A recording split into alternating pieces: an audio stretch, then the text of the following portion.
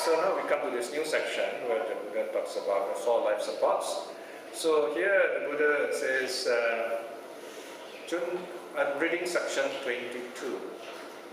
Chunda, I teach the Dharma not merely for the restraint of mental influxes here and now, but I also teach the Dharma for the warding off of mental influxes in the next life. This very interesting remark, right? The Buddha says, you need the 4 supports to live, as monks, right? Even we need 4 supports also. The 4 supports are, you can see number 1 is robes or clothing, number 2, food, number 3, lodging, shelter, number 4, medicine or health. These are the 4 supports. Right? So the Buddha says, yes, we need 4 supports to live, but these 4 supports can also be used to awaken us from suffering. Okay? For becoming arhats, to let go of all the mental influxes. The mental influxes are those things that come into our minds through the 5 senses and confuse us, make us a lot of craving and get caught up with existence and ignorance and so on. Okay? So, in other words, by properly using these 4 supports, the monks can also become enlightened. How? By reflecting on the real purpose of using all these 4 supports. Just take an example of the first one. This is the monk's reflection. Look at 22.2. Reflection on robes. As such, Chunda, and whatever robes that have been allowed by me, let it be enough for you. Notice, let it be enough for you. Only for warding off heat, for the sake of warding off cold, for the sake of warding off the touch of mosquitoes, flies, the wind, the sun, and creeping creatures, and for the purpose of covering up the trees, the nakedness, in other words, out of moral shame. So in other words, you're dressed. Why do we wear clothes? To protect ourselves against bad weather, to keep ourselves warm and healthy, and to look presentable. Right? So in other words, this is the purpose of the robes, not for showing off, fashion and so on. So the same spirit is applied to all the other 3 supports. Okay? And then the Buddha goes on a bit more. Devotion to enjoyment of pleasure. Look at 23. Now, Chunda, it is possible that wanderers who are outside sectarians might speak thus. The recluses, sons of the Sakyas, dwell devoted to enjoyment of pleasure. Right? Sometimes because some of these other wanderers are very strict, They go around naked, they don't shave their head, they cut their hair, they do all these painful yoga practices, meditating in the middle of 4 fires and so on. So they say, these monks are all living an enjoyable life. So then Buddha says, okay, when do people really wrongly enjoy pleasures? The Buddha says specifically there are 4 kinds of wrong pleasure we must avoid. Okay? Look at the highlighted words. What are the Buddha said, okay, you should teach these people who question, say, what also means friend, is this devotion to the enjoyment of pleasure. For there are many different ways of falling into devotion to the enjoyment of pleasure, which are of various forms. Chunda, there are these 4 kinds of devotion to the enjoyment of pleasure that are low, vulgar, worldly, ignoble, not connected with the goal. Notice it's not only low and vulgar and so on, but it's not connected with the goal. For example, gambling is not connected with the goal. Why? It doesn't bring us to awakening. Not conducive to awakening to nirvana. See the last line, the last one, right? So what are the 4 things that we should not enjoy, that really doesn't help us? 23.4. What are the 4? 1, here Chunda, one who is foolish and pleased and gratified with himself in habitually killing and harming life, right? Especially killing for fun, hunting, fishing, That's really bad. Okay. Number 2 is stealing, right? Habitually stealing for fun. Number 3 is falsehood, lying, and so on. Feeling pleased, saying, "Oh, it's okay to do this," right? Now, the number 4 is very interesting. Now, you notice number 3 seems to be missing the third precept, right? Kamesu. Actually, number 3 is put as number 4. Okay, last one, okay, you see? And it is made broader, much broader than just Kamesu Vichachara. In other words, Kamesu or Kama here is interpreted more broadly. It's not just sexuality, it is any kind of wrong use of the senses. So look at brackets 4. Furthermore, Chunda, here a certain person gives himself over to the 5 chords of sense pleasures, fallen into them, overwhelmed by them. So in other words, here they enjoy sight, sound, smell, taste, touch, all the 5 things in the wrong way. Yeah? So this, in other words, is a wrong way of enjoyment by breaking the 4 precepts. Okay? Now the 5th precept is not mentioned, so it doesn't mean that it's not included. It's just that these 4 are the key ones here. The 5th precept is understood in the 4th one here. Okay? It's inclusive. Because if the Buddha gives too complete, every time we repeat the same thing, you find people stop listening, it becomes kind over-saturated, as we say. So those are the 4 pleasures to avoid, wrong pleasures. The pleasure of killing, stealing, lying, and pleasure of the senses, not knowing when to stop. So, especially. Then the Buddha goes on, next section, 24, section 24. There are 4 pleasures which you should cultivate, especially the monks and nuns. And these are the 4 pleasures of the jhanas, deep meditation. So the Buddha explained what are the first jhana, second jhana, third jhana, fourth jhana. First jhana means your body is completely rested, peaceful. You don't feel your body anymore. Pure mind in your meditation. And you feel pure joy. That's first jhana. Second jhana, any kind of thinking, all stop. Okay? That's the second jhana. Then third jhana, the joy which is physical stops. The joy is purely mental. And then fourth jhana, your mind is equanimous, balanced and calm. Right? So these are the joy of the deep meditator. Why is these 4 kinds of joy mentioned? Because these are purely mental joys. Once we have this kind of mental joy, then we don't need physical joy anymore. We're really happy. It's just like, you're living very comfortably in your new house. You don't need to live in the old house which is leaking and not comfortable. Right? You don't need the old house anymore. Something like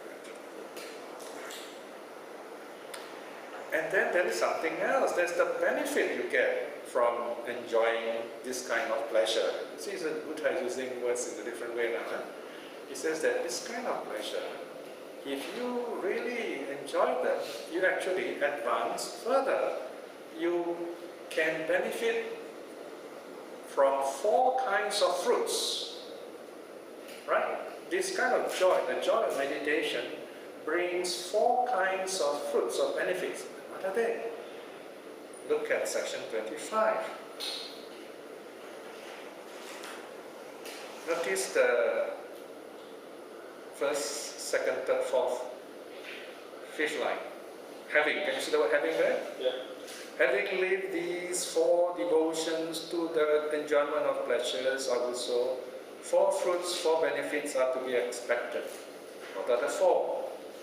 Just look at the heading. Number 1 is stream winning. Number 2, once return. Number 3, further down, non-return. And then number 4, arahat fruit. Okay. Now, if you want to know, see, where did the Buddha define all these things? Okay, here's one passage. Okay, remember this passage. Look, who is a stream winner? Look at the brackets 1. Stream winning. Here also, the word awuso is used because here the Buddha is saying, this is what you should tell other people who ask you about Buddhism. Awuso means friend. Here, friend, the monk whose fetters are totally, these three fetters are totally destroyed, is a stream winner, not bound for the lower world, sure of liberation, destined for awakening. What are the three fetters? Number one, no more belief in self-view. We don't identify with our body. We don't say our body is permanent. Okay? That fetter is overcome. Number two, no more doubt. We don't have any doubt about that we can practice and awaken. We don't give up practicing. That's number two. Number three, we do not rely on outside help. In other words, we're not attached to rituals and vows. We're not attached to rituals and vows. We act on our own effort, practice. So you have these three things, you become a stream winner. In the case of the Vasudana, he has broken these three fetters, and he also has weakened the three roots, the three unwholesome roots: greed, hate, delusion. We made it a bit weak, so it's Vasudana, one more line. Non-returner, he has totally overcome sensual desire, becomes a non-returner. Arahat, overcome everything, including pride and conceit and so on. So these are the four kinds of saints. So you can see here, what we are having here actually is a very complete overview of Buddhism, okay? From the teachings and the results and so on. And then the Buddha goes on to say, those who practice the Dharma, they are consistent. The behavior is very good and consistent. For example, in the case of the Arahat, look at 26.5. It says the Arahat is totally awakened, no more suffering, overcome all the defilements. And there are 9 things that Arahat will never do. Look at 26.6. He is incapable of committing 9 things. The Arahat will never do 9 things. Number 1, a monk with mental influxes destroyed, that means an Arahat, is incapable of deliberately depriving beings of their life. They will never kill, never consciously kill, never deliberately kill. Number 2, they will never steal, taking the not given by way of theft. And then indulge in sexual intercourse. Okay, this is what we're talking about Arahats. Okay? They will never consciously speak falsehood, they will never lie consciously. Number 4, enjoying sexual pleasure from what he has stored up as he has done before as a householder. He'll never behave like a layman, he'll never store things. He'll go around just with his ropes and bowl and so on. Next one, number 6, he will never act by way of greed. In other words, the action he has will never be motivated by greed. Number 7, he will never be motivated by the bias of hate. Just look at the last phrase. Can you see? The top line, last phrase, bias of hate, right? He will never act. Next one is bias of delusion. Can you see that? And then the fourth one, number 9 rather, he will never act on the bias of fear. Okay? So these are called the 4 biases: greed, hate, delusion, fear. The 4 biases, in other words, are the 3 roots plus 1 more. Okay? The 3 roots are greed, hatred, delusion, right? You add 1 more, fear, it is called the 4 biases. Why are the 4 biases listed so? It's because when we do anything bad, or when we give up, it could be because of any of these 4 biases. Either out of greed. For example, some people, they give up Buddhism out of greed because they want to make money or gamble or whatever. Okay? Number 2, because of hatred, maybe they're not happy, they're angry. You know? Number 3, they're deluded, their mind is confused. Or number 4, we can give up because of fear. So we have to recognize this and deal with them. So these 9 things, in other words, you have the 5 precepts plus the 4 biases, roughly, remember that way. But the 3rd precept deals with celibacy. The Arahat will not have sex at all. He's happy totally on his mind level, mental. Yeah, the opposite of the mental defilements. The opposite of mental, yes. Mental defilements. No, mental influxes are different. There are 3 or 4. Those mental influxes cause us suffering. Okay? Mental influxes, you have craving, existence, ignorance, views. Okay?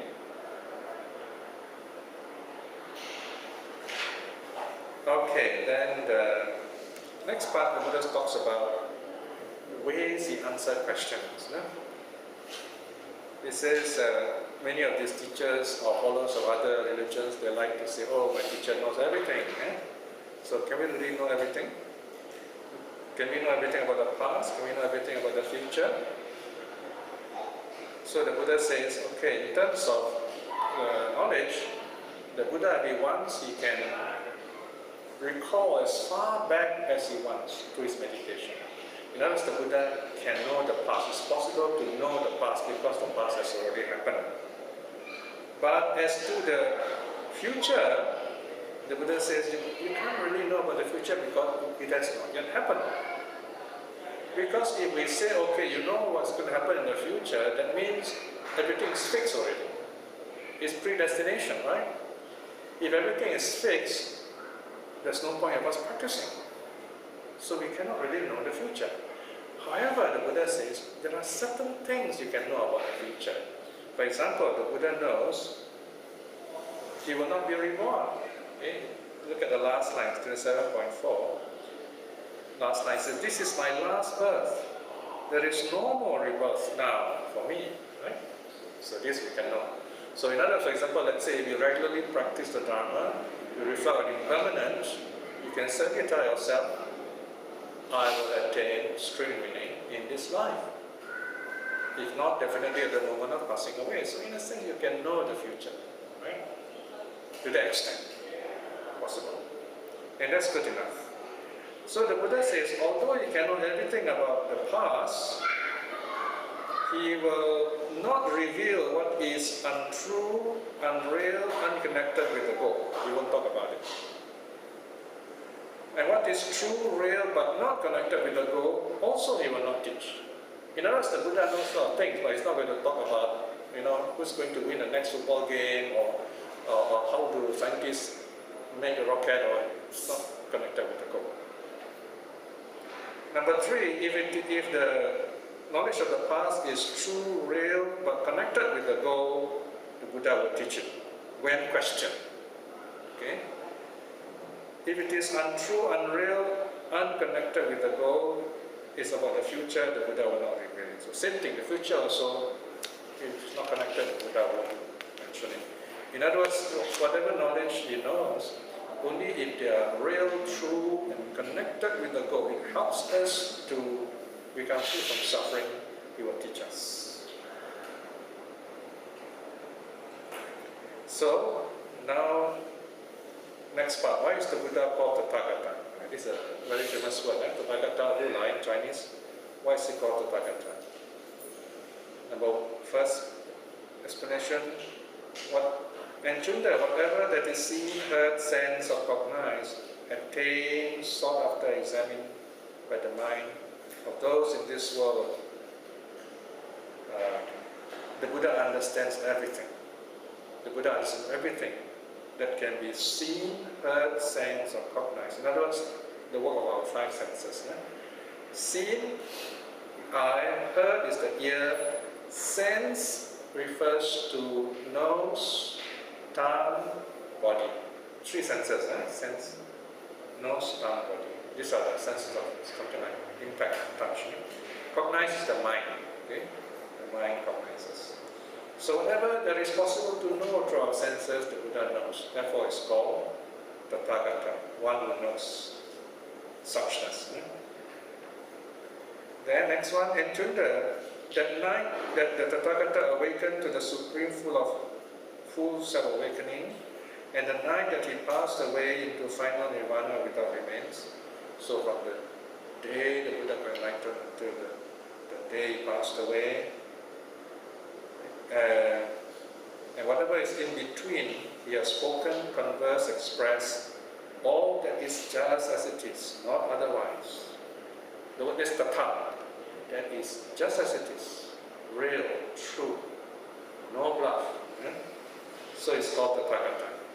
Tatha means truth, such. Okay, next one, 29.3. As he speaks, so he does. As he does, so he speaks. Therefore, it's called Tathagata also. But this is again a play on the word. You look at 228. Yata Vadi Tatha Kari, Yata Kari Tatha Vadi. Okay. Oh, sorry, 214. So, whatever he says, he does. Whatever he does, he says. So it's called Tathagata, the truthful one.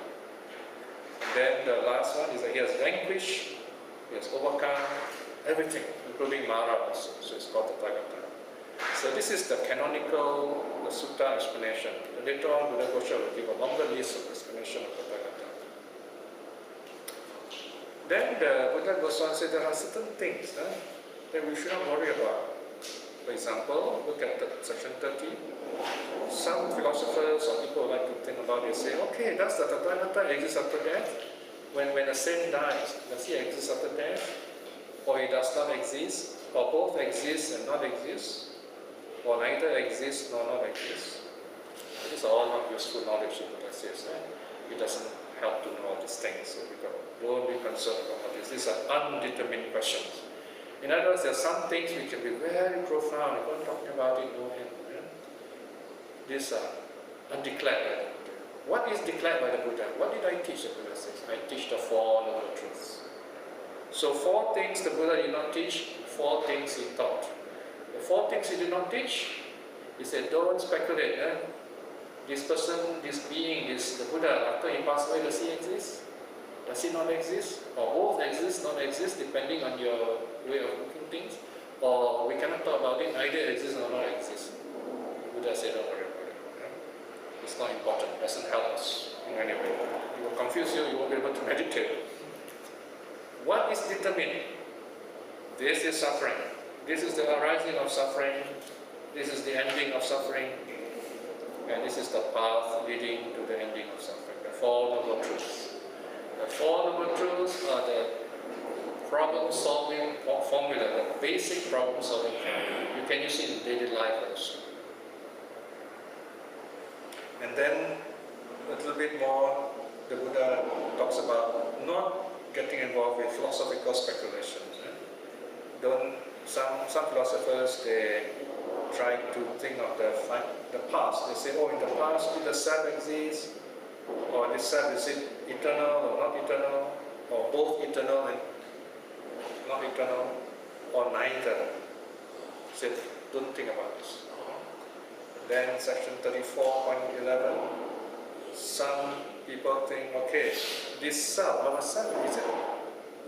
We created ourselves, or someone else created this, or maybe both, or neither. Again, all these are speculative ideas. Don't bother about them. And then this happiness and sorrow, are they permanent or not permanent? Are they eternal, not eternal, both, neither? Don't worry too much about this. They won't help us. So even about the self, is the self and the world the same thing or not? Or are they different? So all these are speculations. So this is a list like elaborated in the Brahmajala Sutta. So basically the Buddha is advising us, don't get caught up in speculative thought. This is about the past. The next big section, 37, is about the future. So here again about the future, don't get lost in speculating. This, when we die, our consciousness, how does it survive? Will it survive intact, or will it get destroyed, or maybe both, or neither? Or form? Will it have form after death, or are we going to be formless? Both, neither? Let go of all these kinds of speculating. So now finally the Buddha has finished. So he finally closes and says, okay, what then should you practice? You can forget about all this. If you can't remember, then never mind. But section 40 is the most important.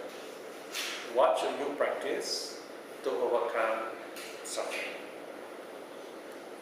Section 40, now Chunda, for the abandoning, the crossing beyond these dependence on the views connected with the finite past, and this dependence on views connected with the future, I thus taught and declared the 4 focuses of mindfulness.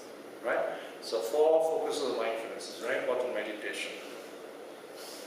Let me simplify this part, okay? What are the 4 focuses of mindfulness? The first one deals with the body. It's called Kaya Nupassana, body-based meditation. In other words, this meditation, you watch your body. For example, the breath, right? Walking meditation also includes here. You watch your posture. So when we start meditation, we have to begin with the body. After watching the body, you become very calm and still, peaceful. What do you notice next? Feelings arise, painful feelings, pleasant feelings, neutral feelings. So there's a second kind of meditation, feeling-based meditation. And then your feeling becomes a bit calm, no more, they don't trouble you anymore.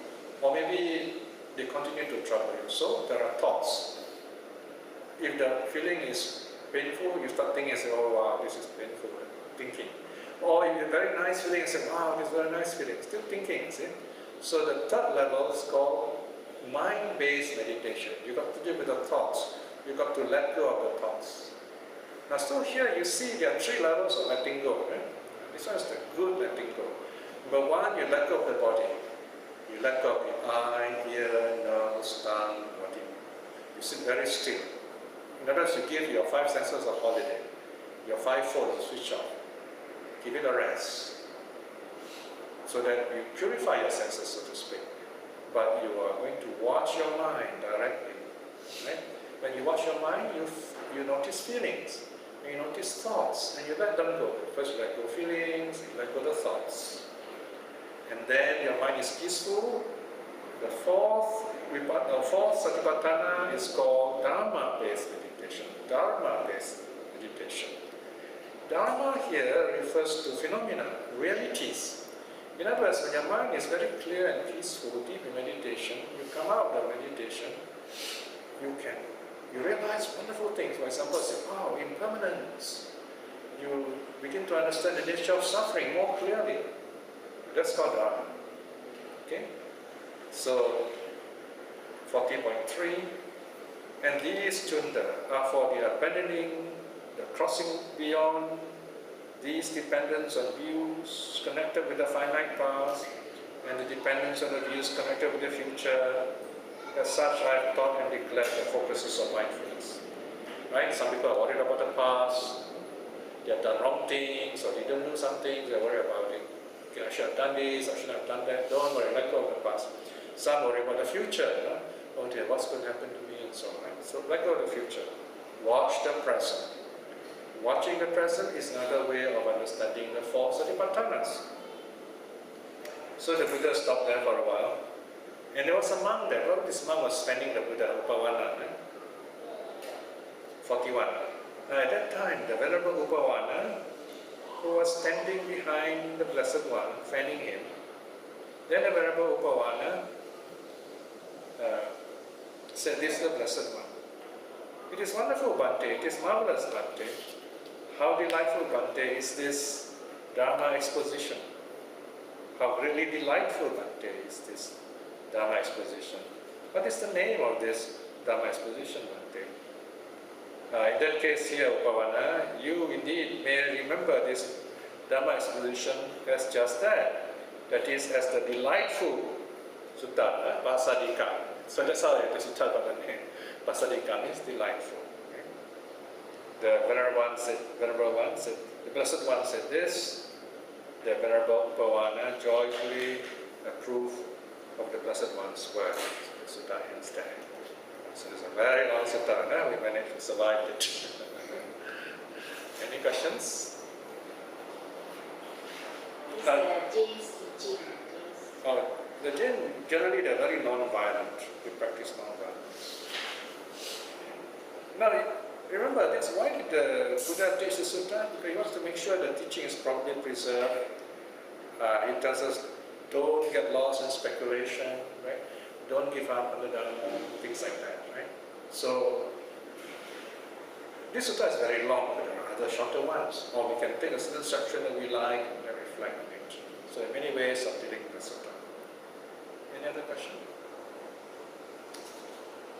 Anything you don't understand? Sorry? Okay, observing Dharma and the Dharma, this is number brackets 4.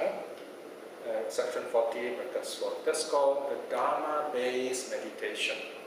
Dharma here means, as I said, phenomena. That means the realities that arise from your deep meditation. For example, you might begin to notice the mental hindrances very clearly, or the Four Noble Truths, you begin to see them very clearly. Or you get a flash of insight on the nature of impermanence beyond words. You begin to see it so real, very powerful understanding. A kind of a direct experience of reality arising in the various teachings you have known, especially Four Noble Truths, the Five Aggregates, and so on. You see them as they are. In other words, you don't speculate them in terms of philosophy or sociology or psychology. You see them as they are. It's a direct experience. It's just like, a really close friend of yours, so well, suddenly died. And you look at this person, you look at the corpse, you have no words. You look at it and this feeling will just overwhelm you. It's not exactly sadness, but it's a kind of feeling telling you, wow, what am I doing in my life? I should be practicing the Dharma, I should be doing good, and so on. Something like a near-death experience. Okay? So, this Dharma and the Dharma, you see reality as it is, without coloring it or making it different from what it is supposed to be. Same thing, the way all these four satipatthanas are phrased: body in the body, feeling in feeling, the mind in the mind, Dharma in the Dharma. In other words, you see it as it is, not projecting it. It means watching it in the present moment. As it arises, passes away. Arises, passes away. Right now, real thing. Okay? Yes? So, 25.1 under streaming beginning, they say that don't rely on outside. Means that don't get influenced by people, is it? 25 brackets 1. Yeah, brackets 1. Stream meaning. Where's the word? What's the word again? Just I think you explained that, say, don't rely outside people. Meaning Not dependent on outside, meaning on is that others. get influenced by outside. Oh, well, put it this way. Another word is emotional independence. Or emotional. Yeah. A stream winner has reached a level of emotional strength. In other words, his happiness is not affected by what goes on around him. Whether people are hurting him or not, it doesn't affect his positive emotion. He's always positive. In other words, this person is happy, his happiness is not dependent on other people's happiness. For example, if we are not strong, how other people behave affect us. We feel negative. We say, oh, people are not serious about their practice, or they come to the temple and they do all break the precepts. We get discouraged. Then we are affected by their behavior. In other words, our happiness is defined by their behavior. And that's not helpful, On the other hand, if you are emotionally independent, whatever happens, you are calm. You are like a nurse, you are like a doctor, a true doctor, a true nurse. You go to the hospital, you see sick people. You go to the hospital, you see sick people. But the nurse, the doctor will not discourage, will not feel discouraged and say, oh no, every day I see sick people, I'm going to give up. He doesn't say that. So if you're a Buddhist, what do you see? You see the world as suffering. So you don't give up, you see. In other words, equanimity. You're calm, like the Buddha, he doesn't give up. Like a professional, you don't give up. Because you don't give up, you are in a better position to help all these people. When they are ready, it's not always easy to help people, People tell you, I don't need help. But you know very well they're in trouble. They say they don't need help. And these are the people always say they don't need help. Until it's too late. And then towards the end they say, oh yeah, it was like this, or it's like that, So, in other words, just go on telling them. That is why every week I send out a reflection. because I tell myself, somewhere, someone out there, even if one person read it and say, wow, I'm very happy about this, and then they feel happy, they feel good, that's enough for me. But imagine, so many people read it, and every time I get email from different kinds of people, different parts of the world, they tell me how they like it, some they ask questions. So, do not be affected by the negative emotions of others. Then only you can help them. Imagine you're a doctor, every day you see sick people, and then suddenly you say, oh, yeah, I can't bear seeing sick people anymore, and then how can you be a doctor? So Buddhist deals with suffering, you know. So you see people breaking precepts, people suffering, you cannot say, I give up, you know, but that's what we are here for. We're supposed to be helping them, or if you can't help them, it's okay. Learn. What do I learn from this? Oh, I'm not strong enough. How can I be strong enough? Deal with the problem you can handle. Okay? There's always someone there who needs your help. If you think you are not wise, you go to any temple today, you find there's someone else who's not even less wise than you, who needs your help. And you think you're wise, you meet someone who's cleverer than you, wiser than you. Right? So we are always somewhere in between, the middle way. This time we don't give up. Because our position there's a meaning. You know, your good karma has brought you there. Not bad karma, good karma. Okay? If bad karma happens, fine. You bow to and say thank you. Because bad karma is passing away. People scold you, say thank you for scolding me. You remove my bad karma for that part, right? I'm not going to scold you back. Because I scold back, I create new karma. I say it's okay. Thank you for taking away the bad karma. That is one kind of patience. But this is not easy, you know, right? But if you practice it, you are like a bodhisattva. Okay? That is because karma might get at the end people. Well, karma is karma. I mean, it's not my karma, your karma. But we just we try to help each other because what we do affects other people also. So even when they are having bad karma, our aim is to make them happy. When they're very happy, somehow good karma will follow. Happiness attracts good karma. Stupidity, sadness, pain, ignorance attract bad karma. So people are, that's why one way is to make people happy. Right? Somehow smile at them, listen to them, try your best to talk to them. At least listen to them. And perhaps somewhere they will respond. Sooner or later they will realize. All humans in the right time, they will look back, they will remember what they were taught. And then they will realize, yeah, I was wrong. Sooner or later they will. Maybe they might go through a lot of suffering, become animal, preta, whatever, you know. But sooner or later they will come out and reborn as human beings. They look back in the meditation, they remember, oh, in the past I did this, I shouldn't have done this. The Buddha was one such person. Long, long ago, the Buddha also made mistakes, but then he learned from it and he became awakened. Okay. Any other questions? No more, huh? Okay, so we end here. It's just nice, the timing. So we also finished this whole volume, Sadhu, huh? So next lesson we go on to part 2. But it's a double volume, huh? It's 48, part 1. And then we go on to Hosing volume part 2. Let us do a short reflection. The Buddha's voice still can be heard today if we look at the sutta, we study the sutta with faith, with attention, with peace in our hearts, looking to learn. Sometimes some passages may appear difficult. It's just like something we don't understand. So just hold on, just let it be. Move on to something you can understand. There's always something in the sutta which will strike you, which will help you to understand. And when you collect all these little gems of understanding, they will grow just like drops of water. Never look down on learning, even drop by drop, or wisdom grows. That's how we grow wiser. But if we give up, then we'll always be ignorant. And others will always go on doing their bad mistakes in karma, and they will affect us negatively.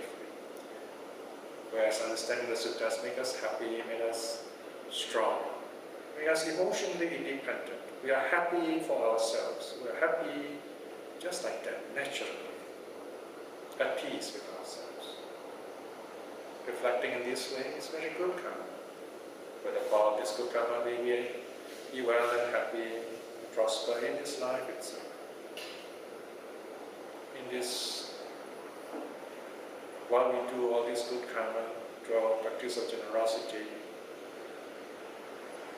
practice of the precepts, our meditation, and many other good deeds we have been doing, but above all these good deeds, may we attain spiritual liberation, especially stream winning in this life itself.